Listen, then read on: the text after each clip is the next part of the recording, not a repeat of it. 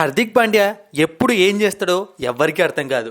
మనోడి డిసిషన్లన్నీ కూడా కొంచెం షాకింగ్ గానే ఉంటాయి. ఇప్పుడు మళ్ళీ అలాంటి ట్విస్టే ఫ్యాన్స్ కి ఇచ్చాడు. అలాగే బీసీసీఐ కూడా ఇచ్చాడని చెప్పుకోవాలి. ఇంకొన్ని రోజుల్లో ఇండియా వర్సెస్ శ్రీలంక మధ్య వన్డే మరియు T20 సిరీస్ జరగబోతోంది. ఎక్కువ ఆనందపడకండి, ఎందుకంటే మీరు మర్చిపోయినట్టున్నారు, T20లో రోహిత్ అండ్ విరాట్ కోహ్లీ లేరు కాబట్టి అవి సప్పగానే సాగుతాయి. ఇక వన్డేల్లో వాళ్ళకి రెస్ట్ ఇస్తామంటున్నారు. చూసుకుంటే ఈ సిరీస్ కూడా పెద్దగా ట్విస్ట్లు టర్నులు లేకుండా అయిపోతుందేమో అనిపిస్తోంది. అయితే మెయిన్ మ్యాటర్లోకి వద్దాం. Hardik Pandya one day series ఆడాలనుకోవట్లేదు.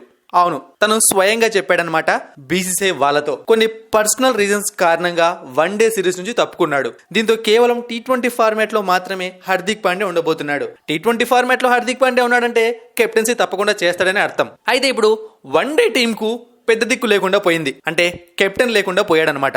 ఒక్కొక్క బ్యాటింగ్ ఒక్కొక్క బౌలింగ్ పొజిషన్ కు ఎక్కువ కాంపిటీషన్ ఉన్నట్లే మన టీంలో కెప్టెన్సీ కూడా మంచి కాంపిటీషన్ ఉంది. ఈ పోటీ ఇద్దరి మధ్య, ఒకటి శుభ్మన్ గిల్, రెండు కేఎల్ రాహుల్. రీసెంట్ గా శుభ్మన్ గిల్ జింబాబ్వేతో జరిగిన T20 సిరీస్ కు టీమిండియా తరపున కెప్టెన్సీ చేశాడు. అయితే టీమిండియాలో ఒక ఆనవాయితీ ఉంది.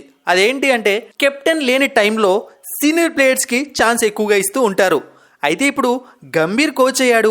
ఆ ఫార్ములాని ఏమైనా మారుస్తాడా లేదా అది చూడాలి. సో ఏం చెప్తున్నాను అంటే, ఒకవేళ నార్మల్ గానే జరిగితే కేఎల్ రాహుల్ కెప్టెన్ అయ్యే అవకాశం ఉంది వన్డే ఫార్మాట్ కి. లేదు కొత్తగా ఆలోచిద్దాం, ఏదైనా కొత్తగా ట్రై చేద్దామంటే శుభ్మన్ గిల్ కు కెప్టెన్సీ ఇవ్వచ్చు, లేదా జస్ప్రీత్ బుమ్రా ఒకవేళ వన్డే మ్యాచ్లు ఆడితే అతనికి కూడా కెప్టెన్సీ ఇవ్వచ్చు. అయితే ఎక్కువసేపు మీకు సస్పెన్స్ అవసరం లేదనమాట.